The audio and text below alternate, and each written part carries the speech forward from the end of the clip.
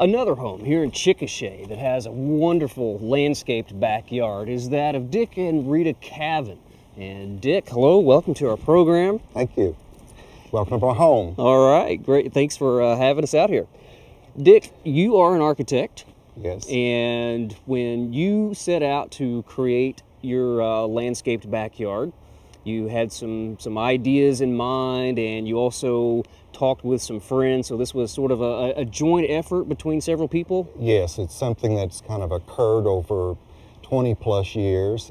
We had some ideas of plantings and trees that we particularly liked, either for texture or color or for shade.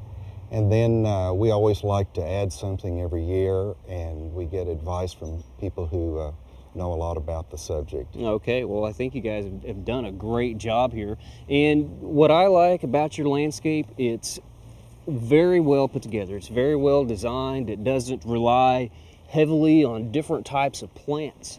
It's very simplistic. I love the relaxed style of the lines in the lawn here, with the edging, the curved lines of the edging and separation of the lawn and the beds, and those odd numbers, those odd groups of plants. You have a lot of groups of threes, like with the gold-leaved hostas in the back that work great as accent plants there, with the vinca minor and the monkey grass here along the front.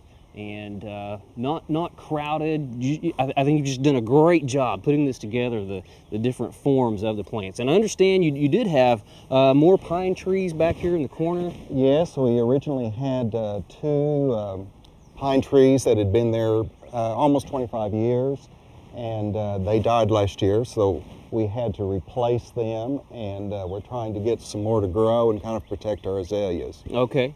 Some of those azaleas here in Chickasha doing okay, as long as they get a little bit of shelter from some of those hot, drying winds.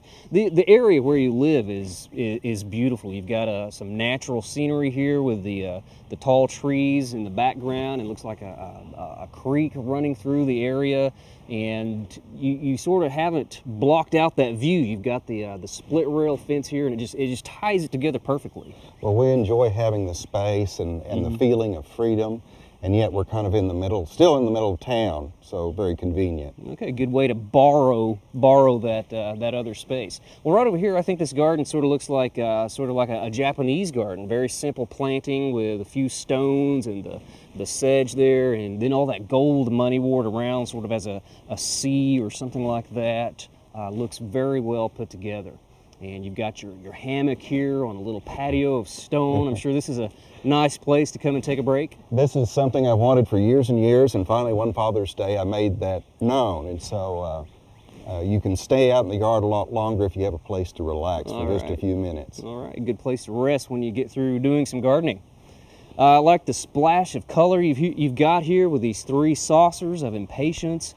Mixture of colors, but again, tied together very well. Three different sizes of planters, and just a great way to add a splash of color under this tree here. I think you've done a great job adding this touch to the garden. Well, thank you. It's really a suggestion someone gave me that it was a way to get a lot of concentrated color and using the annuals, and then having the effect of more than it really takes to fill up the pots. Absolutely, really catches your eye.